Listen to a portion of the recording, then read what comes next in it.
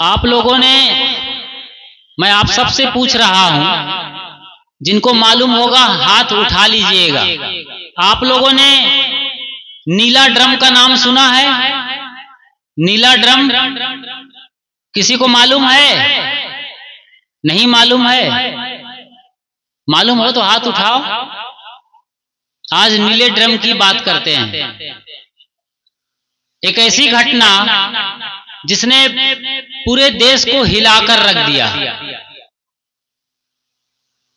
हर आदमी को मालूम है, ये सोशल मीडिया इससे भरा हुआ है, इलेक्ट्रॉनिक मीडिया और प्रिंट मीडिया तो भरा ही हुआ है। एक बेटी जब ससुराल जाती है तो उसकी माँ क्या सोचती है? मेरी बेटी ससुराल में सुख शांति से रहे। आप लोगों ने आज तक कभी सुना है कि एक माँ अपनी बेटी के लिए फांसी की सजा मांगे? शायद नहीं सुना होगा। जिसकी बेटी ससुराल चली गई है उसके लिए एक माँ आज फांसी की सजा मांग रही है। और जिनके घरों में नीले ड्रम दिखाई देते हैं, लोग आनन फानन में उन ड्रमों को, कबाड़ियों को बेच रहे हैं। लोग आज शादी करने से कतरा रहे हैं। ऐसा क्यों हो रहा है? इस पर हम बड़ी गहराई से बातों को समझते हैं। घटना उत्तर प्रदेश की है, मेरठ शहर की बात है। 2016 के साल में एक लड़का सौरभ राजपूत ने प्रेम विवाह किया मुस्कान रस्तोगी से। वो नेवी में काम करता था, मर्चेंट नेवी में। बढ़िया परिवार चल रहा था। बाद में वो लंदन चला गया। साल 2 साल में आने लगा और 2-3 साल गुजरते गुजरते उनको एक बेटी हो गई। आज वो बेटी 6 बरस की है। उधर वो लंदन में रहने लगा। उसकी पत्नी मुस्कान इधर मेरठ में किराए के घर में रहने लगी, क्योंकि सौरभ के माता पिता को ये लव मैरिज पसंद नहीं था, इसलिए दिल से निकाल दिया था सौरभ को और उसकी नई दुल्हन मुस्कान को। फरवरी के महीने में लंदन से सौरभ वापस इंडिया आता है, मेरठ शहर के लिए, अपनी बेटी की जन्मदिन मनाने के लिए। उसकी पत्नी का भी जन्मदिन था। 2-2 जन्मदिन मनाने के लिए वो वापस आ रहा था। उधर वो लंदन में रहता था, इधर इसकी पत्नी मुस्कान अपने स्कूल के बचपन के यार साहिल शुक्ला जो उसके बचपन का स्कूली दोस्त था, उससे प्यार करने लगा और उसका प्यार बहुत परवान चढ़ गया। दोनों बराबर मिलने जुलने लगे। उसकी बेटी स्कूल चली जाती तो ये लोग मिलते जुलते रहते थे। बराबर बैठना, खाना पीना सब चल रहा था। उधर उसका पति प्लानिंग करके आता है कि मेरी बेटी का बर्थडे है, अब मुझे वापस घर चलना चाहिए। एक बड़े सपने लेके आ रहा है। बेटी के लिए मैं कपड़े खरीदूंगा, खिलौने खरीदूंगा और न जाने क्या क्या वो अरमान और सपने लेके आ रहा है। इधर उसकी पत्नी मुस्कान और उसका यार या जार जिसको कहते हैं, वो साहिल शुक्ला एक अलग ही प्लानिंग कर रहे हैं। ये दोनों चाहते हैं कि हम शादी कर लें और पति पत्नी के तरीके से रहें। अब सौरभ का क्या करना चाहिए? तो सौरभ के लिए प्लानिंग शुरू हो गई और दोनों बैठे रात में और प्लानिंग किए। 1-2 बार प्लान जब फेल हो गया सौरभ के आने के बाद, तो ये साहिल और मुस्कान ने ये आखिरी प्लान किया। जिस दिन उसकी बेटी का जन्मदिन था, उस रात को ये किया कि हम इसे खाने में नशा की चीज मिला देंगे, खतरनाक नशे की चीज मिला देंगे। और इसके लिए वो पहले से ही दुकानों में जाकर नशे की चीज ले आया, दवाई ले आया और नशे में खिलाकर क्या करेंगे, जब वो बेहोश हो जाएगा तो हम उसकी हत्या करेंगे। तो हत्या जो है साधारण चाकू से नहीं होती है, उसके लिए कोई धारदार हथियार चाहिए, बड़े बड़े चाकू चाहिए। तो मुस्कान ने चाकू भी खरीद लिया, तकरीबन 2 चाकू 800 रुपए के। दुकानदार ने पूछा इतनी बड़ी चाकू क्या करेंगे? तो कहे हम चिकन खाएंगे, मतलब चिकन के लिए मुर्गा मारेंगे। तो चाकू दे दिया, उसके पहले दवाई ले लिया था और रात को उसको बेहोश करके दोनों आए, बेहोश कर दिए और फिर उसको चाकू से जो बड़े वाले चाकू फरसा टाइप का उससे पूरे गोद डाले, मार डाले दोनों मिल करके, गर्दन काट के अलग कर दिए। बाद में वो साहिल शुक्ला जो तांत्रिक किस्म का आदमी था, अंधविश्वासी था, उसने बाकायदा उसके दोनों हथेलियों को भी काट लिया, सर और हथेलियों को काट करके रातों रात उसी मेरठ शहर में कुछ दूरी पर रहता था मुसाहिल यार, और बाकी शरीर सिर के नीचे का मुस्कान के खाट के नीचे रख दिया, मुस्कान के घर में। अब मुस्कान को नींद नहीं आ रही है, सोच रही है इतना बड़ा खून से लथपथ शरीर मेरे नीचे पड़ा हुआ है, उसको नींद नहीं आ रही है, बड़ी हालत खराब। उसको फोन लगाता है, साहिल बोलता है आ जाओ घर में, तो रातों रात वो उसके घर चली जाती है और दोनों वहां सो जाते हैं, जहां पर उसके पति का सिर बोरी में या थैले में लेके वो गए हुए हैं साहिल, और दोनों कटे हाथ भी। रात में और प्लानिंग करते हैं, हमने तो गर्दन और ये सब काट लिया है, मार डाला, अब करेंगे क्या? तो दोनों प्लानिंग करते हैं और मुस्कान को कहते हैं कि तुम बाजार जाओ। दूसरे दिन वो बाजार जाती है और एक नीला ड्रम खरीद करके लाती है, बड़ा सा नीला ड्रम।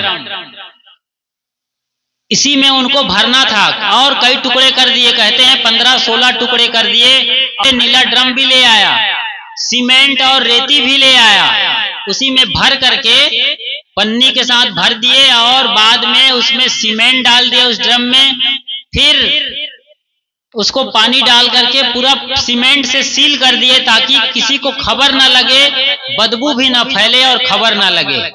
इस तरीके से प्लानिंग करके ड्रम को पैक करके छोड़ दिए और दोनों निकल गए शिमला मनाली घूमने के लिए, हिमाचल प्रदेश।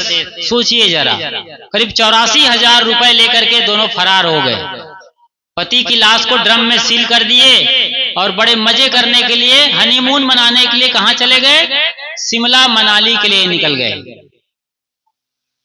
वो लड़का जो नेवी में मर्चेंट था, बाद में लंदन में काम कर रहा था, वो पैसा भेजता था मुस्कान के लिए, उसी पैसे से, अपने पति के ही पैसे से उसके लिए चाकू खरीदा, ड्रम खरीदा और उसके पहले वो दवाई खरीदा बेहोश करने वाला। सोचिए जरा, उस बेचारों को क्या पता था कि मैं लंदन से जब घर आऊंगा तो ऐसी मेरी हत्या होगी, बोटी बोटी काट करके इस तरीके से मुझे ड्रम में सीमेंट से पैक कर दिया जाएगा।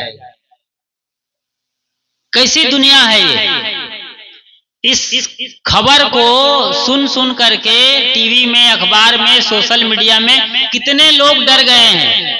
अभी कुछ दिन पहले की बात है, उसी उत्तर प्रदेश में गोंडा एक जिला है, गोंडा से एक पति ने FIR कराया, कोई नाम है उसका देवेंद्र या महेंद्र कुशवाहा, उसने अपने ही पत्नी माया मौर्य के नाम से FIR कराया है कि मेरी पत्नी का भी किसी के साथ अवैध संबंध है, और जब मैंने मना किया, इस पर बात किया, मेरी पत्नी ने मुझे वैसे ही मेरठ कांड जैसा, वो ड्रम कांड जैसा मुझे भी ड्रम में मारकर भर देने की बात कर रही है। सोचिए जरा, कितने लोगों को ये ड्रम की घटना ने डरा दिया है, बिल्कुल अपाहिज कर दिया है। कितने लोग शादी नहीं करना चाहते हैं इस घटना के चलते।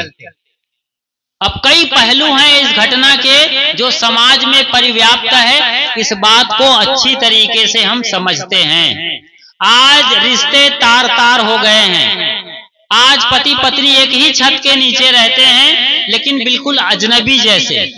गांव में हालत थोड़ी अच्छी है, लेकिन जो लोग शहरों में चले गए हैं गांव से निकल करके, उनकी हालत बिल्कुल संदेह से भर गया है। संवाद नहीं हो रहे हैं, पति पत्नी एक ही छत के नीचे हैं, लेकिन जैसे कोई टोक्यो में है तो कोई चाइना के संघाई में है, कोई जापान की राजधानी टोक्यो में है तो कोई चाइना की राजधानी संघाई में है। मतलब कैसे कोई दिल्ली में रहता हो और कोई लंदन में रहता हो, ऐसी दूरियां हैं एक छत के नीचे पति पत्नी के रहते हुए। बात नहीं हो रही, संवाद नहीं हो रही। सास और बहू को प्रतिद्वंदी मान लिया गया है आज। भाई भाई दुश्मन हो गए हैं। बेटे और माँ की बात नहीं हो रही है, खाना खा लिया बस इतनी सी बात होती है। बाकी लोग आज मोबाइल में चिपक गए हैं, मोबाइल की खामोशियों में खो गए हैं। किसी से संवेदनशीलता के नाम पर मिलने, बैठने, बात करने, एक दूसरे का दर्द पूछने का वक्त चला गया है। अब मोबाइल में घंटों घंटों खोए रहते हैं। कैसा जमाना आ गया है। और इस तरीके से ये आभासी दुनिया, मोबाइल की दुनिया, आज की टेक्नोलॉजी ने लोगों के रिश्तों को तार तार कर दिया है। आज ये गांव में होने लगा है। गांव में से जो लड़कियां बाहर चली जाती हैं पढ़ने के लिए किसी बड़े शहर में, दुर्ग, भिलाई, अहमदाबाद, कोटा, वहां क्या हो रहा है? यही हो रहा है, यही चक्कर चल रहा है। डर के मारे पढ़ाई इतना बहुत ज्यादा हाई लेवल का हो गया है कि पढ़ाई के बोझ के तले, सिलेबस के बोझ के तले कोटा जैसे शहर में सैकड़ों लोग, जो बच्चे आपके जाते हैं गांव और शहरों से, कोटा में ही दर्जनों नहीं 100 के ऊपर बच्चे मारे जाते हैं हर साल, सुसाइड करते हैं वहां। ये क्या हमारा यही देश है? क्या हम नल और दमयंती की कथा कहानी सुनने वाला ये देश है भारत? राम और सीता के इतने सुंदर उदाहरण हैं, कृष्ण और रुक्मणी के उदाहरण हैं। इस देश में आज क्या हो रहा है? पति पत्नी जो अत्यंत करीब के रिश्ते माने जाते हैं, दिल से दिल का रिश्ता है, दो जिस्म और एक जान है हम कहते हैं, इनके बीच कोई दूरी नहीं बची है। यहां इतनी दूरी और इतनी खाई आ गई है। विचार करें कैसा विभत्स हत्याकांड है। इसने पूरे भारत को झकझोर कर रख दिया। मतलब एक पति को मारने के लिए इस तरीके से अत्यंत घृणास्पद विभत्स कृत्य किया गया है कि अपने ही पति को अपने प्रेमी के साथ मिल करके बोटी बोटी काट करके ड्रम में भर करके सीमेंट पैक कर दिया गया है। इसके पहले भी घटनाएं हुई हैं। लोगों ने अपने ही पति या पत्नी को तंदूर में मारा। तंदूर रोटी बनाने का जो चूल्हा बड़ा सा होता है ड्रम जैसा, उसमें डाल दिया, जला दिया, राख कर दिया। बाद में पता चला कुकर में भी पति को मार करके उबाला गया इस देश में। सोचिए जरा, कुकर जिसमें आप दाल उबालते हैं, दाल बनाते हैं, उसमें ही अपने ही पति को काट करके प्रेमी के साथ कुकर में उबाला गया, उसके हड्डी पसली मांस को। फ्रिज में, श्रद्धा की बात आप जानते हैं, श्रद्धा को उसके प्रेमी ने 35 टुकड़े करके फ्रिज में रख दिया था। हम कहां जा रहे हैं? आत्मा की बात करने वाले हम लोग हैं। धर्म प्रधान देश हमारा है भारत, जो विश्व गुरु रहा है। एक से बढ़कर एक रिश्ते हैं गुरु और शिष्य के, भगवान और भक्त के, भक्त और पुजारी के। यहाँ इतने मंदिर, मस्जिद, चर्च, गिरजाघर, गुरुद्वारे खड़े हैं। 33 करोड़ देवी देवता हैं, या 33 प्रकार के 33 कोटि के देवी देवा हैं। मंदिर से प्रार्थना और कीर्तन की ध्वनियां निकल रही है, शंख और घंटियां बजाई जा रही हैं। मस्जिद में अजान हो रहे हैं, कुरान के पाठ चल रहे हैं, नमाज अदा की जा रही है। गिरजाघर में प्रार्थनाएं और प्रेयर चल रही हैं ईसा मसीह के सामने। वहीं सिखों के गुरुद्वारा में शबद और कीर्तन चल रहे हैं। सदगुरु कबीर साहब के वहां सैकड़ों साखियां और दोहे भजन गाए जाते हैं। गुरुद्वारे में, गुरु ग्रंथ साहब में कबीर साहब के तमाम भजन और दोहे हैं। ऐसे पवित्र धार्मिक हमारा देश कहलाता है, वहां ये क्या हो गया है, ये क्यों हो रहा है, इसके पीछे की वजह को जानना है।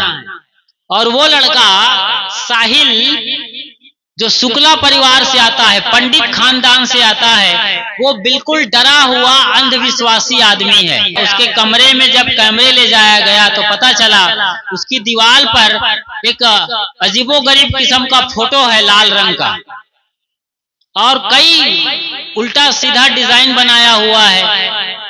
सिगरेट और बीड़ी के कस वाला भी हाथ है उसके दीवार पर, मतलब वो काफी नशेबाज आदमी रहा है। बाद में उसने मुस्कान को भी नशेड़ी बना दिया है और नशे की हालत में शराब पीकर, और अभी दोनों आज जेल में है मेरठ के अलग अलग बैरक में, और दोनों नशा के बड़े आदी हैं। दोनों अभी मॉर्फिन मांग रहे हैं, मॉर्फिन, मारिजुआना, बहुत खतरनाक ड्रग्स होते हैं। इसको ये लोग पीते थे, 84,000 रुपए लेकर घर से भागे थे, अपने पति को ड्रम में पैक करके मनाली और शिमला घूमे थे, रंगरेलिया मना रहे थे और नशे में डूबे हुए थे लोग। तांत्रिक किस्म का अंधविश्वासी आदमी एक नंबर का नशेबाज रहा है। तो नशे की हालत में देखो हमारा देश कहाँ जा रहा है। आप अपने बच्चों को भी इस तरीके से बाहर भेजते हैं और आज आपके बच्चे भी नशेबाज हो रहे हैं। वो बीड़ी सिगरेट तो पी रहे हैं, तंबाकू के नाम पर दाने दाने में कैंसर का दम। ये आपके जो हीरो है ना, अक्षय कुमार, सलमान खान और अजय देवगन, इन तीनों को राष्ट्रपति पुरस्कार मिला है, पद्म विभूषण, पद्मश्री जैसे राष्ट्रीय स्तर के पुरस्कार मिले हुए हैं। बावजूद इसके ये आपके जो तथाकथित हीरो हैं, ये युवा पीढ़ी को आज भटका रहे हैं। तंबाकू के नाम पर जहर बेच रहे हैं, पान मसाला बेच रहे हैं, पान पुकार, जर्दा, माणिकचंद और न जाने किस किस नाम से ये बेचते हैं। विमल, दाने दाने में कैंसर का दम, वो तो कैंसर कहते हैं। जुबा केसरी, शाहरुख खान भी इसमें शामिल है। रोज टीवी पर आते हैं, 1 घंटे में 50 बार आ जाते हैं। और आज ऐसे ही फिल्मी सितारों से, क्रिकेट के प्लेयरों से, राजनीति के अखाड़ों के लोगों से हमारा देश सीख सीख कर नशा के गर्त में जा रहा है। युवा पीढ़ी बर्बाद हो रही है। तो काहे को बुद्धि बचेगी, काहे को उसकी आत्मा बचेगी, और वो क्यों अपने माँ बाप को प्रणाम और बंदगी करेंगे, शिष्टाचार निभाएंगे। नशे की लत बहुत खतरनाक होती है। नशा नाश की जड़ है। सब कुछ बिक जाएगा, घर का कुछ भी नहीं बचेगा। एक बार एक साधु गुजर रहे थे रास्ते से, उधर दूर गांव के बाहर नाली किनारे एक आदमी बैठा था। शहर से वो अभी अभी आया था, नशे करके बोतल सामने रखा हुआ था और नशे में धुत था। और बोतल लेकर के एक लकड़ी को उसमें डालता था बार बार। एक हाथ की लकड़ी, पतली सी डंडी वो ले रखा था और लीटर भर के बोतल में बार बार डाल रहा था, फिर डालता फिर निकालता। उस साधु महाराज ने पूछा, बेटा कर क्या रहे हो तुम उसी लकड़ी को बार बार डालते हो, बार बार निकालते हो, समझ नहीं आ रहा है कितनी गहराई है इस बोतल की। उन्होंने कहा, अरे बाबा जी आप क्या जानो इसकी गहराई, मैं गहराई नाप रहा हूं। तो गहराई तो बिल्कुल 1.5-2 बीते की दिखाई दे रही तुम्हारे बोतल की, इसमें कौन सी बड़ी बात है। उन्होंने कहा, बाबा आप नहीं जानते, इस बोतल के अंदर पूरे मेरे घर परिवार के कई एकड़ खेत इसके अंदर समा गए हैं। मेरे बाप के हजारों नहीं लाखों रुपए का बैलेंस इसके अंदर चला गया है। बताओ कितना बड़ा नशेड़ी बाज रहा होगा। लाखों रुपए का नशा कर गया था और खेत सब बेच डाला था। ये गांव-गांव की कहानी है।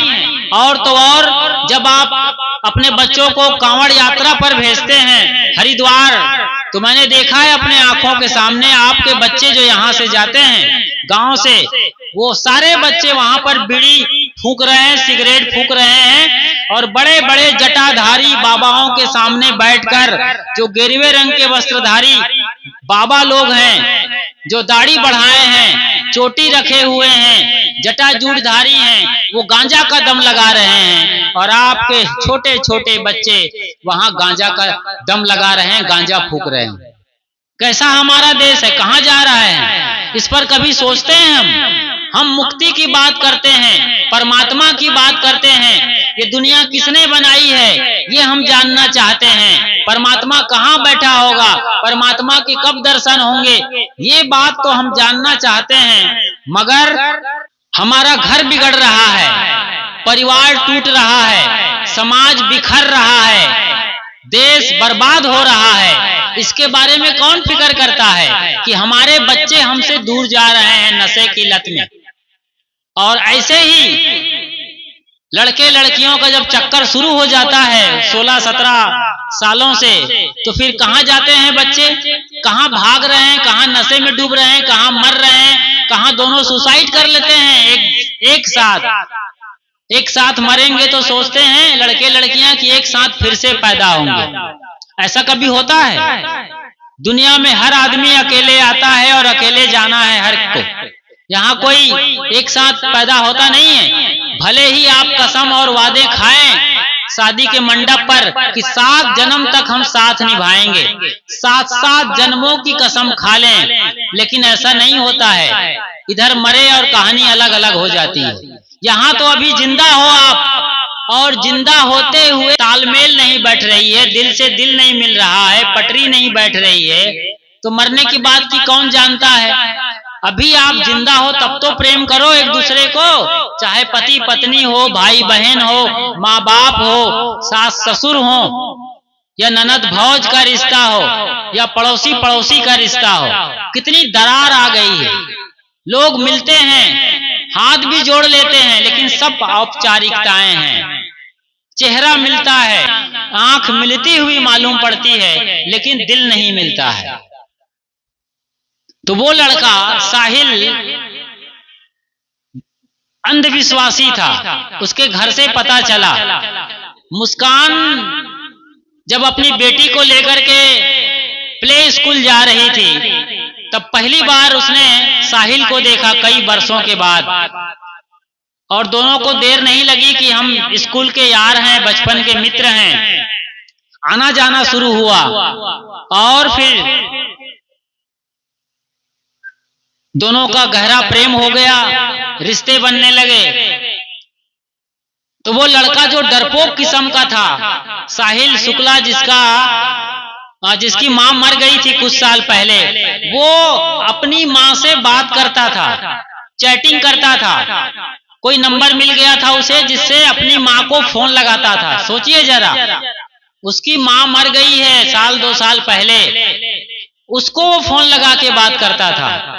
मुस्कान जो अभी उसके साथ जीने की तैयारी कर रही थी, अपने पति से अलग होने की तैयारी कर रही थी, वो क्या करती थी, स्नैपचैट शुरू कर दिया और चैटिंग करती थी और उससे बात करती थी। हाँ, उसकी माँ बन करके साहिल शुक्ला से बात करती थी कि मैं तुम्हारी माँ हूँ और मुस्कान तुम्हारे लिए बढ़िया पत्नी बनेगी, बेटा तुम उससे शादी कर लो। बताओ कैसे अंधविश्वासी लोग हैं। मरी हुई माँ से बात हो रही है। कैसे कैसे लोग हैं, कैसी कैसी दुनिया है। और आखिरकार दोनों ने ये कर लिया। फिर उस लड़के ने जो अंधविश्वासी है, मरी हुई माँ से बात कर रहा है, घर में तमाम तरीके के डिजाइन और तस्वीर बना रखा है, डरावनी तस्वीर बना रखा है भूत प्रेत वाला। वो लड़का मुस्कान के पति सौरभ राजपूत को मारने के बाद उसके सिर को और कटे हुए यहाँ जो हथेली है उसको पन्नी में भर के रात में अपने घर ले गया था। पता नहीं कौन सा वो तांत्रिक क्रिया करना चाहता था। बाद में मुस्कान रात को उसके घर पहुंच गई थी और प्लानिंग करके सारा काम किया था। तो आप देख रहे हैं, प्रेम विवाह किया था मुस्कान और सौरभ ने, और बाद में वो लंदन चला गया तो दूरियां बढ़ गई। ये अकेली घर में रहने लगी अपनी बेटी के साथ में। तो प्रेम विवाह कभी सफल नहीं होता है। इस बात को आज के बच्चे और बच्चियां लिख लो, जो अभी हाई स्कूल में पढ़ रहे हो, कॉलेज कर रहे हैं आप, तो आप नोट कर लीजिए, प्रेम विवाह कभी भी सफल नहीं होता है। बड़े तनाव, बड़े टेंशन में बीतते हैं। अभी देखा आपने क्रिकेट आप देखते हैं तो हार्दिक पांड्या भी अलग हो गए अपनी पत्नी से, उसके बाद युजवेंद्र चहल भी अलग हो गया, उसके पहले वो एक और गब्बर का क्या नाम है, कोई बताएगा जी? हाँ, शिखर धवन को भी अपनी पत्नी से हाथ धोना पड़ा। ये बड़े बड़े सेलिब्रिटीज का मामला है। कोई हो सकता है अनुष्का शर्मा और विराट कोहली जैसा जो गहरा प्रेम करते होंगे। क्यों? वो संतों के पास भी जाते हैं। प्रेमानंद जी महाराज हैं वृंदावन में, वो उनके यहाँ हर साल जाते हैं। कोई रिश्ता हो सकता है जहाँ संतों का आशीर्वाद हो, अध्यात्म का, धर्म का रुझान हो, तो ही प्रेम विवाह सफल हो सकता है। वरना सिर्फ चेहरा देख करके, रंग रूप देख करके आप सोचें कि जीवन भर निभा लेंगे, असंभव घटना है। और आज ये हो रहा है, कितनी घटनाएं हो रही हैं आपके गांव में, शहर में, बाजार में से ये खबरें निकल के आ रही हैं। आप हमसे ज्यादा जानते हैं, हम क्या बताएं। हम तो उन पहलुओं को उजागर कर रहे हैं जो आपके बेटे और जो बहू आने वाली है या बहू आई है उसके रिश्तों को मजबूत कर सके। आप सास ससुर हैं तो आपकी क्या जिम्मेदारी होनी चाहिए। आप यदि भाभी हैं तो आपकी ननद के साथ क्या रिश्ता बनना चाहिए, किस तरीके से निभाना है। एक घर को हम कैसे मजबूत करें, कैसे हम रिश्तों को पक्का करें, दिल से दिल का रिश्ता क्या हो, इसके लिए हम बात कर रहे हैं। तो ये आपको सीखना होगा, समझना होगा। सतगुरु कबीर साहब की बात करें तो उन्होंने बीजक में कहा है, संतों घर में झगड़ा भारी, रात दिवस मिली उठी उठी लागे, 5 ढोटा एक नारी, संतों घर में झगड़ा भारी। साहब कहते हैं, हे संतों, हे ज्ञानियों, हे श्रोताओं, घर में झगड़ा लगा हुआ है, झगड़ा मचा हुआ है। रात दिवस मिली उठी उठी लागे, 5 ढोटा एक नारी। 5 लड़के हैं और एक उसकी माँ है। माँ और लड़कों में जबरदस्त लड़ाई चल रही है। लड़कों की जगह आप सारे रिश्ते नातों को रख सकते हैं, माँ की जगह घर के मालिक और मालकिन को रख सकते हैं। यहाँ साहेब बात कर रहे हैं 5 ढोटा एक नारी। ढोटा राजस्थान में पुत्र को कहते हैं, जैसे आपके यहाँ टूरा टूरी चलता है, टाबर टाबरी चलता है, कहीं कहीं छोरा छोरी कहते हैं, तो ऐसे ही ढोटा मतलब 5 लड़के। संतों घर में झगड़ा भारी, रात दिवस मिली उठी उठी लागे, 5 ढोटा एक नारी। एक नारी है मतलब एक स्त्री है और 5 लड़के हैं, या 5 उसको आप पति मान सकते हैं, एक स्त्री मान सकते हैं, या फिर कह सकते हैं एक माँ है उसके 5 लड़के हैं। न्यारो न्यारो भोजन चाहे, आपू ही आप सवादी। ये लोग अलग अलग रंग के भोग सामग्री भोजन चाहते हैं। 5 का रंग रूप अलग है, सबका खान पान अलग है, और आपू ही आप मुरादी, अपनी अपनी इच्छाओं के मतवाले हैं। कोई काहू का हटा न माने, आपू ही आप मुरादी। कोई किसी का कहा नहीं मानते हैं, सब अपने रंग में मस्त हैं। हमारे पास 5 इंद्रियां हैं, जैसे आंख देखने का काम करती है, नाक से आप सूंघते हैं, कान से सुनते हैं, और जीभ से रस को चखते हैं, और त्वचा इससे स्पर्श करते हैं, छूते हैं, टटोलते हैं।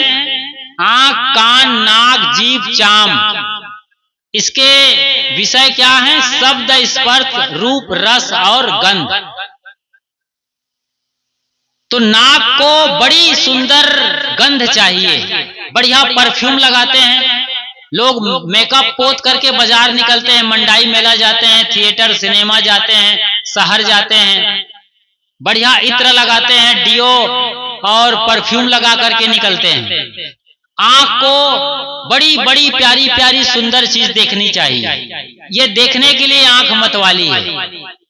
मोबाइल स्क्रीन पर आप क्या देखते हैं, समझ लीजिए आप क्या देखते हैं, इसी से आपका भविष्य तय हो रहा है। और ये जो कहानी मैंने सुनाया है मेरठ का ड्रम कांड या सौरभ राजपूत हत्याकांड, ये मोबाइल का ही सारा खेल है। इसके पीछे मोबाइल नहीं होता तो ये शायद घटना नहीं घटती। इसका पूरा डिजाइन मोबाइल के अंदर तैयार किया गया, और आज आपके घर में भी मोबाइल सर चढ़ कर जादू बोल रहा है। आप अपने बच्चों को भी मोबाइल पकड़ा देते हैं, बच्चा रोने लगता है। अभी मैं ट्रेन से जब यहाँ आ रहा था, मेरे सामने एक दंपत्ति रही है, उसके छोटे बच्चे थे, तो अपने बच्चों को और भी बच्चे थे उनके साथ खेलने वाले पड़ोसी।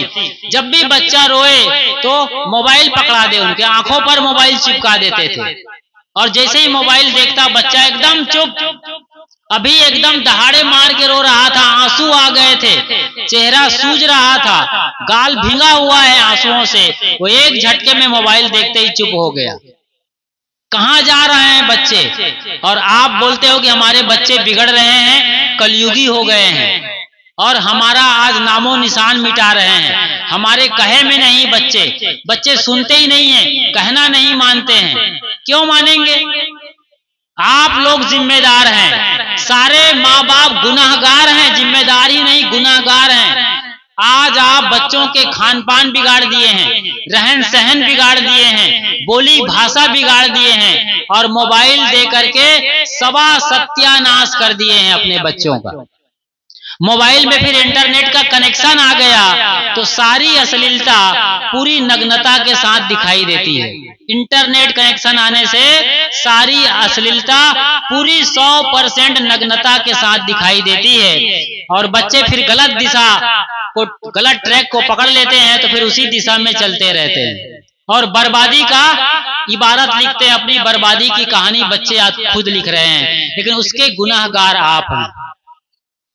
बच्चों को मोबाइल कुछ पल के लीजिए, कुछ पल के लिए दीजिए, और कुछ अच्छी चीजें उसमें दिखाइए। बच्चों को अच्छे कार्टून दिखाइए, संत महात्माओं की कथा कहानियां वहां सुनाइए, और पंचतंत्र की प्रेरक कहानियों को वहां दिखाइए। आज और भी तमाम अच्छी जो मॉरल और बूस्टर स्टोरी हैं वो आपको दिखाना चाहिए। साइंस की चीजों को दिखाना चाहिए कि एरोप्लेन कैसे उड़ता है आसमान में, हमारी धरती ब्रह्मांड में कैसे घूम रही है। इस ब्रह्मांड में जो धरती घूम रही है ये कहीं पर टिकी हुई नहीं है, न कोई इस पर खंबा लगा हुआ है। हम लोग खुले आसमान में लटक रहे हैं धरती में के अंदर।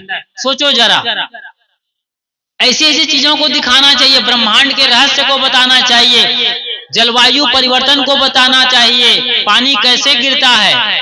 और आप खुद फिल्मी गानों को सुनते रहते हैं, खतरनाक और डरावने सीरियल देखते रहते हैं, फालतू के कचरा फिल्मों को देखते रहते हैं। आप दिन भर कचरा देखते हैं और कचरा को अपने खोपड़ी में भरते रहते हैं। ऐसे करते करते आपके सारे बच्चे कचरा खाने वाले बन गए हैं। वो आंख से, नाक से, मुंह से, सब जगह से कचरा खा रहे हैं, और पूरा दिमाग आज आदमी का कचरा हो गया है। इसलिए ऐसी घटनाएं हो रही है कि आदमी को लोग मार करके बोटी बोटी कर करके ड्रम में भर रहे हैं, तंदूर में जला रहे हैं, कुकर में उबाल रहे हैं, अपने ही प्रेमी के संग मिल करके, या फिर पति है तो किसी दूसरी रंडी के साथ मिल करके अपनी पत्नी को, या प्रेमी के साथ मिल करके पत्नी अपने ही पति को बोटी बोटी काट करके बोरी में भर करके उफनती नदी में फेंक देते हैं। ये इस देश की कहानी है, जहां सीता, अनुसुईया, अपाला, घोषा, गार्गी जैसी अत्यंत दिव्य महिलाएं हुई हैं हमारे देश में, लेकिन ये आज हो रहा है।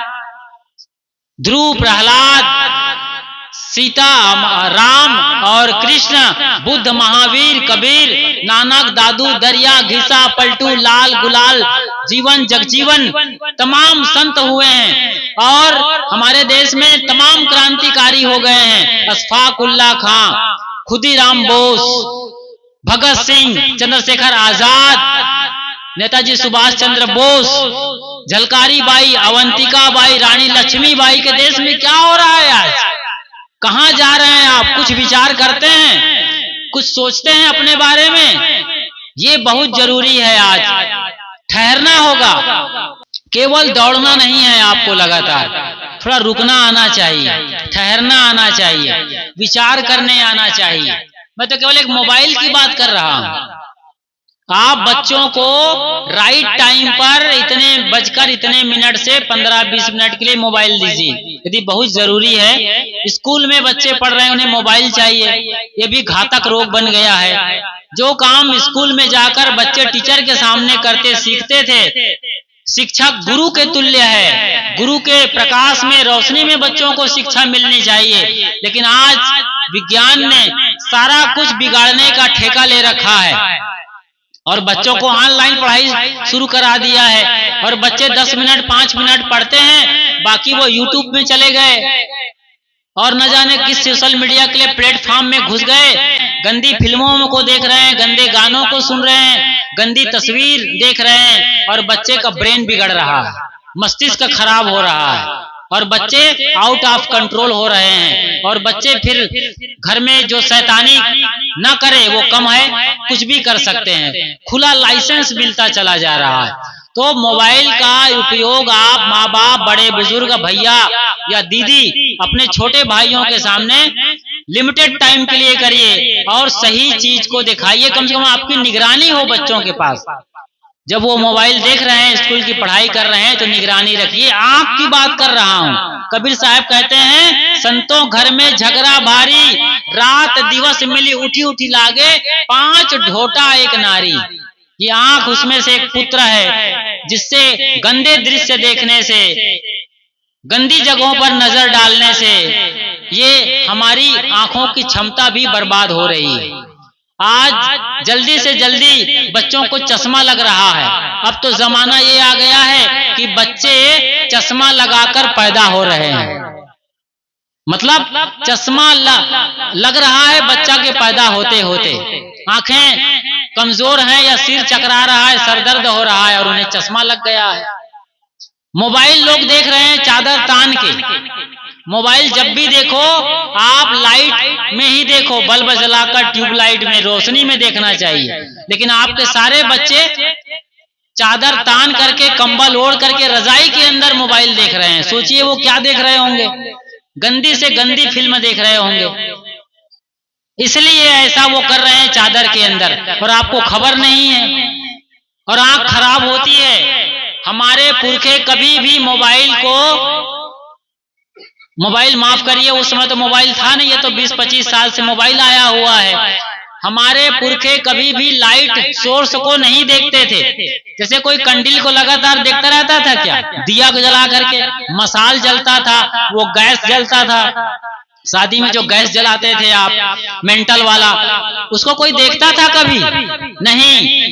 लेकिन ये मोबाइल ऐसे ही ये डिवाइस है जिसमें हजारों लाखों रेजुलेशन के छोटे छोटे बल्ब लगे हैं। इसमें टकटकी लगाए जब देखते हो तो उसकी रोशनी चेहरे पर पड़ती है और आपके बच्चों की कोमल आंखें डैमेज हो रही हैं। जल्दी वो खत्म हो जाएंगी, फूट जाएंगी और न जाने कैसे कैसे रोग हो जाएंगे।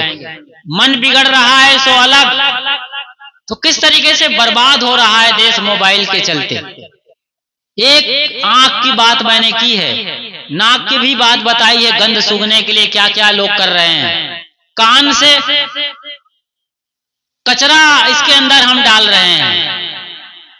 फालतू के फिल्मों के गाने, सीरियल के खतरनाक जो बैकग्राउंड है उसको आप देख रहे हैं और सुन रहे हैं। क्या मिलता है सीरियल देखने से? घर घर की लड़ाई चल रही है, मारा मारी चल रही है, बंदूक ताने लोग खड़े हैं, तलवार चल रहे हैं और गंदे दृश्य दिखाए जा रहे हैं। आपके बच्चे जब फिल्म देखते हैं तो कुछ ही वर्षों के अंदर अंदर वो कितने बलात्कार के सीन देख लेते हैं और कितनी हत्या की सीन देख लेते हैं। एक बाल मन में ये बैठ रहा है। पहले अच्छी फिल्में देखते थे लोग, घर भर के बैठ करके फिल्म देखते थे। आज तो ऐसी गंदी फिल्में आ रही हैं कि लोग एक साथ बैठ के देखना नहीं चाहते हैं। सबके पास अलग अलग मोबाइल है, वो अलग अलग मोबाइल में देख रहे हैं। बूढ़ा बूढ़ी कहीं पहुंच गए तो कथा वाला कोई सीरियल चला दिया है, कोई आस्था लगा दिया, कोई संस्कार लगा दिया, कोई साधना चैनल लगा दिया है। वरना ये सीरियल या ये चैनल लोग नहीं देख रहे हैं, लोग गंदी चीजों में अटक गए हैं। ऐसे ही खान पान बिगड़ा है। अब सबसे बड़ी बात है, इस पर गौर करिए आप लोग। आज जो संस्कार बच्चों के बिगड़ रहे हैं, इसके पीछे सबसे बड़ा कारण क्या है? टीवी या मोबाइल नहीं है, बाजार या मार्केट नहीं है, ये मंडई और मेला भी नहीं है, ये फैशन और व्यसन भी नहीं है। जो कुछ आप मोबाइल में देखते हैं उसका भी बहुत बड़ा रोल नहीं है, सबसे बड़ा रोल है आपके खाने और पीने का। आप सोचेंगे आप क्या बोल रहे हैं, लेकिन सच्चाई यही है। विज्ञान लगातार इस पर खोज कर रहा है, आज मेडिकल साइंस इस पर काम कर रहा है, लेकिन हजारों साल पहले हमारे ऋषि मुनियों ने, संत महात्माओं ने इस बारे में बाकायदा बात की है और पूरा ग्रंथों में लिखा हुआ है। पतंजल योग सूत्र में बताया गया है, आहार शुद्धौ सत्व शुद्धि ध्रुवा स्मृति स्मृति लभ्ये विप्र मोक्षा। बताइए, मोक्ष तक की बात होती है, अंतिम शिखर की बात हो रही है धर्म और अध्यात्म की, मोक्ष की, मुक्ति की, और उसकी शुरुआत होती है आहार शुद्धौ सत्व शुद्धौ। आप लोगों ने लाइन सुना होगा, जैसे खाए अन्न वैसे बने मन। आप सब जानते हैं, समझते हैं, लेकिन जीवन में लागू नहीं करते हैं। लागू करना होगा। आज जो आपके बच्चे डिब्बा बंद और पैकेट बंद ये जो भोजन करते हैं, junk food, fast food, hard drinks, cold drinks, मतलब जो फैक्ट्री फूड है ना, जो फैक्ट्री में बनती है, वो इतना खतरनाक जहरीला भोजन है जो दुकानों में लटका हुआ है। बच्चे देखते हैं पाउच एकदम फुग्गा की तरीके से, उसमें हवा भर दी जाती है। चिप्स फोड़ो तो जरा सा चिप्स है 10 ग्राम का और पूरा हवा उसके अंदर भरी हुई है। ऐसे ऐसे कुरकुरे, नमकीन, चिप्स वहां पर लटक रहे हैं दुकानों में। बच्चे देखते ही ललचा जाते हैं, क्योंकि आपने बचपन से उसे खाना सिखाया है। बच्चा अभी पैदा नहीं हुआ और उसके आइसक्रीम में लोग, उसके मुंह में लोग आइसक्रीम घुसेड़ रहे हैं। कैसे हैं आप लोग? चखा रहे हैं बोलते हैं उसको, अन्नप्राशन कर रहे हैं, आइसक्रीम से अन्नप्राशन हो रहा है। कैडबरी आ गया है आइसक्रीम के नाम पर, न जाने कैसे कैसे लोग इस तरीके की चीजें खिला रहे हैं। फैक्ट्री फूड, फैक्ट्री फूड मतलब डेड फूड। आप बोलेंगे गुरुजी साहब जी ये तो सब दुनिया में खिला रहे हैं अपने बच्चों को, फिर ये कंपनी वाले ऐसा क्यों बना रहे हैं इतने फैक्ट्री फूड, ये पाउच, ये जंक फूड, फास्ट फूड क्यों बना रहे हैं? इतना बढ़िया रंगीन पाउच, हम भी ललचा जाते हैं, हम भी खाते हैं। हमारे महंत जी गए थे कल हमको लेने के लिए और उन्होंने बकायदा कहा साहब जी चलो होटल, और बकायदा समोसा खाते हैं। बताइए, हमारे लोग जो महंत कहलाते हैं, अगुआ हैं, अध्यक्ष हैं, उन लोगों को पता नहीं है, उनकी गलती नहीं है, उनको पता ही नहीं है कि होटल के समोसा में कितना खतरा भरा हुआ है। मतलब मन को नीचे ले जाने का रास्ता कैसे है, ये मैं बता रहा हूं, अभी सुनिए आप लगातार। आपके जब आप होटल में जब खाते हैं तो आपका मन कितना नीचे गिर जाता है और कितना उसके अंदर विकार और कचरा आ जाता है, वो मैं बता रहा हूं। पहले सुनिए, ये जो फास्ट फूड है, hard drinks, cold drinks, junk food वगैरह वगैरह, मतलब मैंने बताया factory food is equal to dead food. Factory food मतलब जो फैक्ट्री में बनता है वो डेड फूड है। किसी ने क्या बोला कुछ? फैक्ट्री फूड मतलब डेड, मरा हुआ, उसमें कोई जान नहीं है। आप लोग रोटी बनाते हैं, चाहे वो पान रोटी हो, चिला रोटी हो या पतला रोटी हो गेहूं का, हल्का फुल्का वाला फुल्का, कोई भी रोटी बनाए। यहां तक कि कुछ पकवान भी बनाते हैं, अरसा, ठेठरी, खुरमी। ये पकवान तेल में पकने पर 4-6 दिन चल जाता है, 10-12 दिन तक चलता है।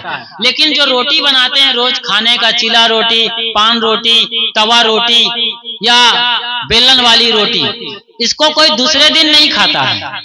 दूसरे दिन किसी को दोगे तो आदमी नाराज हो जाएगा, गुस्सा करेगा। खिला ही दोगे जबरन तो थप्पड़ मार देगा कि हम ऐसा बासी खाएंगे, कल का खाएंगे, बदबू आ रही, ये आ रहा, वो आ रहा, बीमार हो जाएंगे। लेकिन आप जो डबल रोटी खिला रहे हैं बच्चों को, नमकीन खिला रहे हैं, कुरकुरे खिला रहे हैं, आइसक्रीम खिला रहे हैं और न जाने कितनी सारी चीजें, चाउमीन, पिज्जा, बर्गर, पाव भाजी, पाव बड़ा, बड़ा पाव, कितने सारे व्यंजन आ गए हैं दुनिया भर के। आज आपके रिलायंस फ्रेश में, आपके शहर के दुकान और बाजार में लोग ठेला में चल रहे हैं, लेकर के गांव गांव, गली गली तक पहुंच गए हैं। ये कब के बने होते हैं? डबल रोटी की बात करें, आप सोचते हैं अपने बच्चे को हम डबल रोटी खिलाएंगे तो हमारा बेटा और बेटी अभी डबल हो जाएंगे, मोटा ताजा एकदम बढ़िया पहलवान हो जाएंगे, ताकत स्फूर्ति आ जाएगी। अरे डबल रोटी को आप चाय में डालो तो सिंगल नहीं रह जाती, घुल करके गल के कहाँ जाती है, खोजना पड़ता है उंगली डाल करके।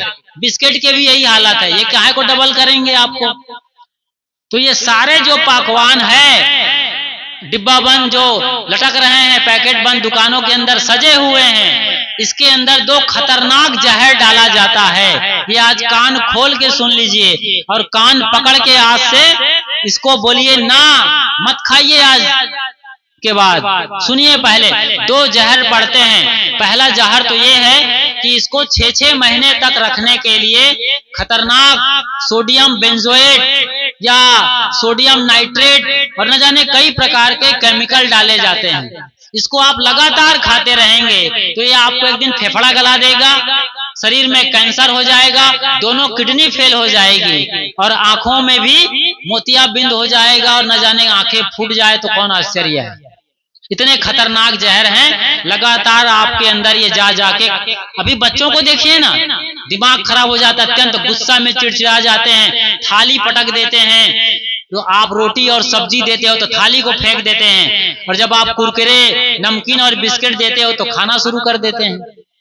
इतना गुस्सा कहाँ से आ गया? ये गुस्सा इसी केमिकल से आता है। और दूसरा एक केमिकल और होता है, एक तो होता है प्रिजर्वेटिव, जो इन डिब्बा बंद, बोतल बंद, पैकेट बंद, junk food, fast food, hard drinks, cold drinks को लंबे समय तक सुरक्षित रखने के लिए प्रिजर्वेटिव डाला जाता है, संरक्षित करने वाला द्रव्य। चलिए, दूसरा होता है एक ऐसा केमिकल जो बच्चों के लिए ज्यादा डाला जाता है। आपने आज बच्चे को कोई बिस्किट खिलाया, वो मलाई वाला, जानते हो ना, बीच में चिपचिपा पदार्थ होता है आइसक्रीम जैसा, बच्चे उसको चाटते हैं, बिस्कुट को दो फाड़ कर देते हैं, डबल लेयर का बिस्कुट होता है, उसको बच्चे फाड़ देते हैं और मलाई को चाटते हैं, दोनों में लगा हुआ है, और दोनों बिस्कुट को बाजू में रख देते हैं। मैंने देखा बिस्कुट में मलाई तो बच्चा चाट गया, बिस्कुट को रख देता है और उस बिस्कुट को दादा और दादी चाट रहे हैं। बताइए, ये जमाना आ गया है। दादा दादी बिस्कुट को खा रहे हैं, बच्चा दूसरा बिस्कुट उठाता है, फिर चाटता है, और बाकी वो बिस्कुट के ऊपर वाले परत को, नीचे के परत को दादा दादी खा रहे हैं। कैसा जमाना आ गया है? तो आपने बच्चे को ऐसे ही कोई फैक्ट्री फूड खिलाया, आज 10 बजे सुबह सुबह, जैसे ही कल 10 बजेगा उसके ब्रेन में से केमिकल रिलीज होगा कि 10 बज गए हैं, मुझे फिर से वही आइसक्रीम, कैडबरी का हो चाहे किसी कंपनी का हो, वही बिस्किट, वही नमकीन, वही कुरकुरे चाहिए। जैसे ही वो पाउच देखेगा, ब्रेन उसका वही केमिकल रिलीज करता है। इतना खतरनाक खेल खेला जा रहा है वैज्ञानिकों के द्वारा केमिकल बनाकर, और दुकानदार जो बनिया हैं, सेठ हैं, बिजनेसमैन हैं, जो सरकार के साथ मिलकर इतना जहर आपके घर में पहुंचाया जा रहा है। जहर बेचने वाले, मैंने बताया, वो ढकेल गाड़ी, ठेला से या साइकिल से ये आपके घर तक पहुंच गए हैं। लोग बाजा गाजा के साथ ये सारी चीजें अपने मोटरसाइकिल में सजाकर दुकान के जरिए आपके घर तक पहुंचा रहे हैं। फिर आप जब भी होटल, बाजार, मार्केट जाते हैं, शहर जाते हैं, गांव जाते हैं, रिश्ते नाते में जाते हैं, तो यही खरीद खरीद के ले जाते हैं, बच्चों को यही खिला रहे हैं खरीद खरीद करके, और बच्चे आज बिगड़ रहे हैं। कौन सुधारेगा? कौन गुरु इन बच्चों को सुधारेगा जब खान पान बिगड़ा हुआ है? ये तो बच्चों की बात हो गई। आप जब samosa, chow mein, pizza, burger, jalebi खाते हैं ना शहर बाजार का, सोचो जरा वो समोसा कई बार जले हुए तेल से आज निकाल कर खिलाया गया है, और खतरनाक वो समोसा कैंसरस हो गया है, जहर बन गया है वो तेल। उस तेल में बार बार उबाला जा रहा है, आपको पता ही नहीं है। आपको तो स्वाद चाहिए, बढ़िया स्वाद मिल रहा है, प्याज और धनिये का, लहसुन का, या खतरनाक उसने भी केमिकल डाल रखा होगा समोसा के अंदर। ये सब मिल रहा है आज बाजार में, सब कुछ है। जलेबी जो खाते हैं उसमें चीनी नहीं डाली जाती, सैकरीन डाली जाती है। चीनी या शक्कर डाले तो भी गनीमत है। हमारे एक साधु हैं जिनका नाम है रामेश्वर साहेब, वो जब ये बात सुनी अखबार में, संतों से सुना, हम जैसे गुरुजनों से, उन्होंने चीनी खाना बंद कर दिया। वो जलेबी बनाते हैं। अभी कुंभ मेला में वो हजारों किलो जलेबी बनाए हमारे कैंप में, प्रयागराज के अंदर महाकुंभ में हजारों किलो वो क्विंटल क्विंटल जलेबी बनाते रहे, लेकिन एक दिन वो जलेबी नहीं खाए। वो अपने लिए जलेबी बनाए तो गुड़ का जलेबी बनाए। मैं तो चीनी और शक्कर की बात कर रहा हूँ, लेकिन आज उससे भी खतरनाक, चीनी और शक्कर तो जहर है ही है, चीनी और शक्कर से भी खतरनाक जहर आ गया है सैकरिन। मतलब एक ड्रम आप शरबत बनाओ तो कितना चीनी चाहिए? कम से कम 5 किलो, और सैकरिन केवल इतनी 2 चुटकी सैकरिन चाहिए और पूरा एक ड्रम शरबत तैयार हो जाएगा। उसमें आप नींबू डाल लीजिए, वो पुदीना डाल लीजिए, और भी कुछ भी डाल लीजिए। इतना सैकरिन वो डाला जा रहा है आपकी जलेबी में, आपकी मिठाई में, आपके शरबत में। आप भूल गए अपने माँ बाप को, दादा दादी के हाथों का भोजन भूल गए, माँ बाप का प्यार भूल गए, जो कितने बड़े प्रेम से पान रोटी बनाते थे। पान रोटी बनाना भूल गए। आज गांव में बनता है, पान रोटी बनता है यहाँ जी, पत्ता डाल के बनाया करो। आजकल तो वो खपुर्री का जमाना आ गया है, तवा रोटी। पान रोटी पान डाल करके ऊपर नीचे परत बिछा करके बनाया जाता था खुले कंडा के आग में से, तो वो पान का नेचुरल फॉर्म मिलता था। प्रकृति में भगवान बसता है, प्रकृति परमात्मा है। मिट्टी, पानी, आग, हवा, सब रोगों की एक दवा। मिट्टी, पानी, आग, हवा, सब रोगों की एक दवा। जब तक ये मिट्टी पानी नहीं मिले हैं आपके भोजन में, ये पंच प्रकृति नहीं है, वो भोजन आपके लिए जहर है। इसीलिए आज आधुनिक साइंस ने खोजा है कि आप दाल कुकर में मत बनाओ, बल्कि खुले बर्तन में बनाओ। पहले के जमाने में लौटो, आज से 25-50 साल पहले दाल में बनती थी, झाग निकाला जाता था। वो दाल खाओगे तो घुटने का दर्द नहीं होगा। आज कुकर के दाल से सबको घुटने का दर्द हो गया है, सबको शुगर हो गया है, सबको बीपी हाई लो हो रहा है। यही तो नेचुरल लाइफ, जो प्रकृति के साथ जुड़ो, इस तरीके से भोजन का सुधार करना है। पहले अपने घर से नमक, चीनी, मैदा को बाहर कर दीजिए, आप गुड़ खाइए। नमक भी जहर है, काला नमक, सेंधा नमक खाइए।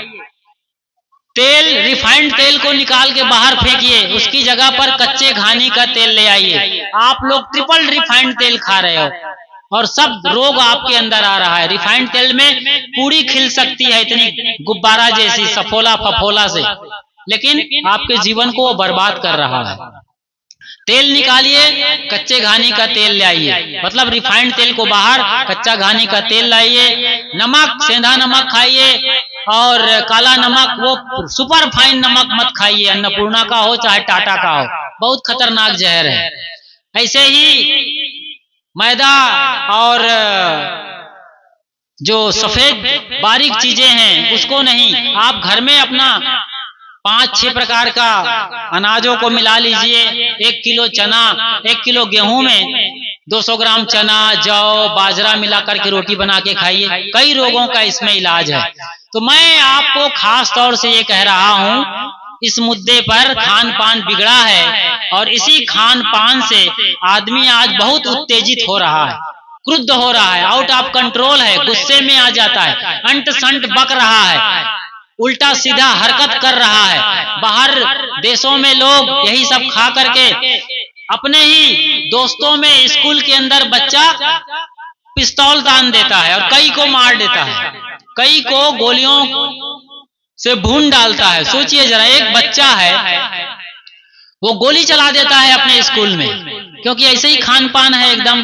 माँ बाप वैसे ही विचार के नहीं है, भाव के नहीं है, सत्संग में नहीं बैठते हैं, कथा वार्ता में भाग नहीं लेते हैं, सदगुरु संतों के निकट बैठ करके न ज्ञान पूछते हैं, न ध्यान में रास्ता पूछते हैं कि ध्यान में जाएं, न भजन भक्ति करना जानते हैं। वो तो सौभाग्यशाली हैं आप लोग कि आपके गांव में संत हैं, महंत हैं, और इस तरीके से भजन भक्ति है आपके गांव में। आसपास यहाँ पर बड़े बड़े आश्रम है और आप संतों से जुड़े हुए हैं, तब ये बड़ा आयोजन कर पाए हैं।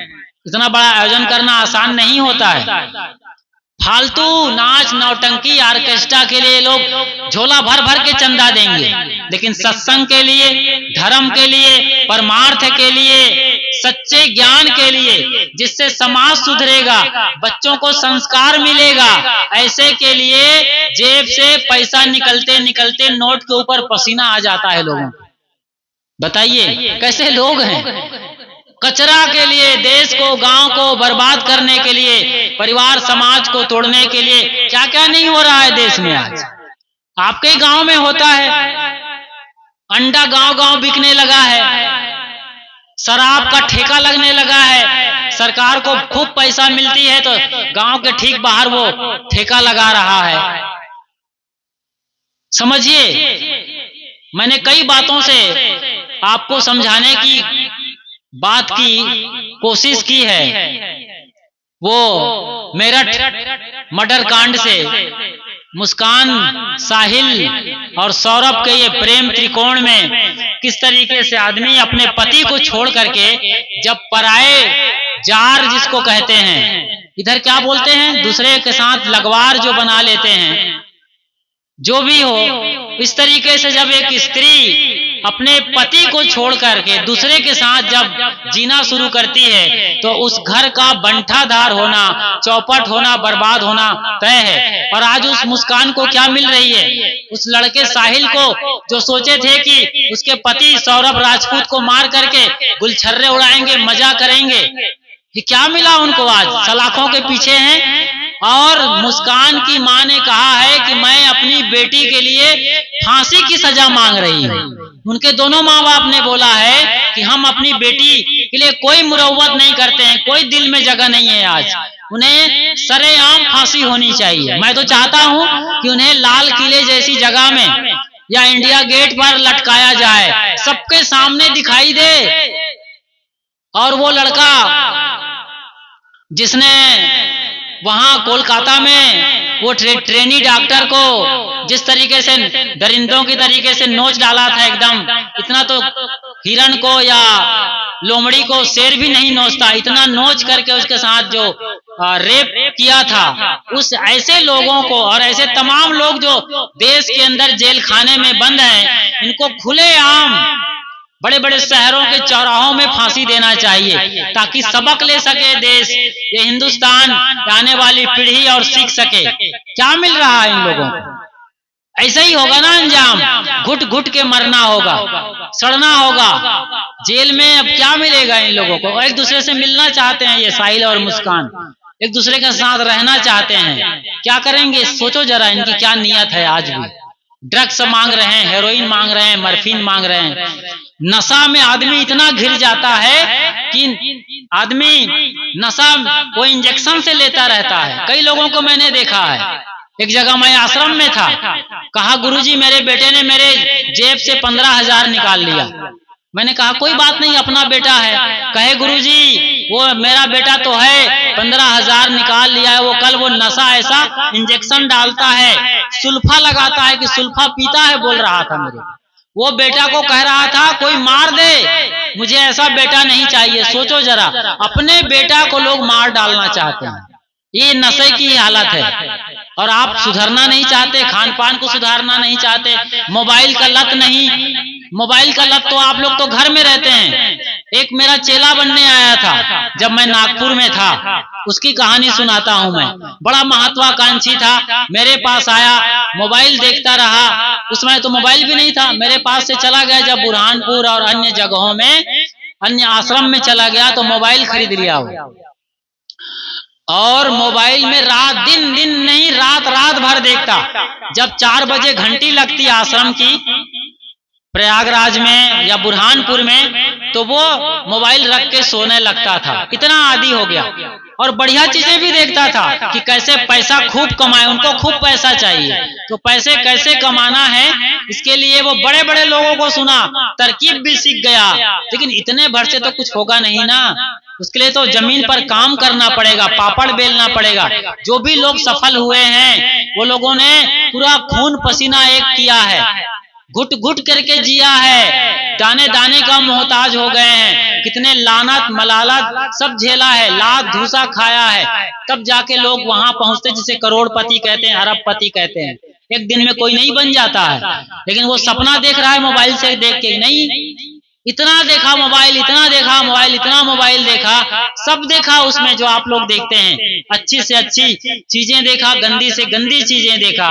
एक दिन बैठा रहा आश्रम के अंदर बुरहानपुर में, कुछ लोग और बैठे थे गांव से आए हुए भगत लोग, उनके सामने से मोबाइल को उठाया और कहा कि मैं आज से मोबाइल देखना बंद करता हूं। उठा करके मोबाइल को फर्श पर पटक दिया, उसका मोबाइल का स्क्रीन एकदम छर्री दर्री हो गया, पूरा शीशा टूट गया उसके मोबाइल का, मोबाइल वहीं पर पूरी तरीके से मर गया, डेड हो गया, काम करना बंद कर दिया, पूरा फंक्शन डैमेज हो गया। वो मोबाइल को आज भी लिया हुआ है, याद करता है मोबाइल को देख करके मैं कैसे दिन था मेरा, लेकिन आज भी उसमें सुधार नहीं हुआ। मोबाइल पटकने से कोई मोबाइल देखने की लग जाएगी, नशा शराब का हो चाहे किसी तरीके का हो, चाहे अंधविश्वास में कितना डूब जाओ आप। वो लड़का अंधविश्वासी था ना, क्या क्या बना रखा अपने दीवारों पर घर के अंदर, साहिल शुक्ला, सोचो जरा आप भी कितने भूत भ्रम भवानी के चक्कर में पड़ जाते हैं। आपके गांव में ही खोजेंगे तो 4-5 बैगा मिल जाएंगे, ओझा सोखा मिल जाएंगे, जो तंत्र मंत्र करते हैं, गंडा ताबीज करते हैं। कुछ भी हुआ घर में, बच्चा को दस्त हो गया 4-5 बार, आप फुकवाने ले जाते हो। अरे आपने क्रोध में दूध पिलाया बच्चे को, माँ का दूध खराब हो गया है, क्योंकि माँ अंड संड खा रही है। माँ को खाने का न नियम है, न हिसाब है, न किताब है, जो मर्जी आए खा जाती है। मिर्चा वाला खा गई, कभी अत्यंत खट्टा वाली चीजें खा जाती है तो दूध खराब हो जाता है, बच्चे को दस्त हो रहा है, ये समझना नहीं है। और झाड़ फूका में चले गए आप ओझा सोखा बैगा के पास, कहीं भूत भवानी के चक्कर में आप कहीं और चले जाते हो। किसी ने कुछ कर दिया है, बच्चे को हवा लग गई है, अरे हवा तुम्हारी लगी है कि दूसरे की लगी है? कुछ भी होता है घर में, कोई चिल्लाने लगता है, भैंस बच्चा नहीं दे रही है तो सोचते हो कि किसी की नजर लग गई है, कोई टोनही ने पांग दिया है। अरे किसी में क्या ताकत है? आप सही तरीके से खाना नहीं खिला रहे हो। पेरा अभी नहीं में आज तो गांव में पेरा भी नहीं मिल रहा है आप लोगों को अपने जानवर को खिलाने के लिए, जानवर को आपने आवारा छोड़ दिया है, तो कहां से बच्चा के लिए वो भैंस बियाएगी, और बियाएगी तो दूध कहां से देगी? ये चीजों को आप सोचते नहीं हो, विचारते नहीं हो कि भूत भवानी कोई होती है।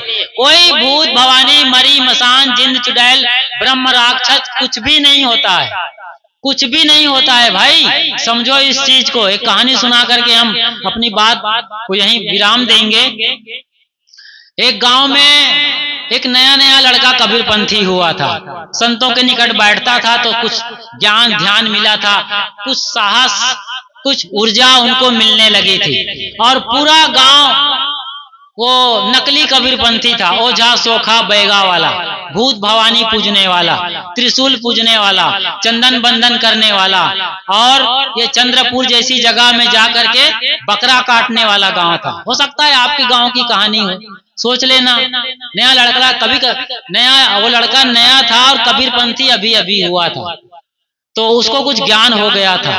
लेकिन गांव में ये बात फैली हुई थी कि चैत नवरात्रि के महीना में वो गांव के बाहर जो इमली पेड़ है वहां कोई नहीं जा सकता, वहां पर पिचासनी रहती है, भूतनी रहती है, प्रेत रहता है। ऐसा हवा उड़ा दिया था गांव भर में कि टोनही पिशाचनी और वो प्रेतनी रहती है, जो कोई जाएगा तो उसका सारा खून वो पी जाएगी।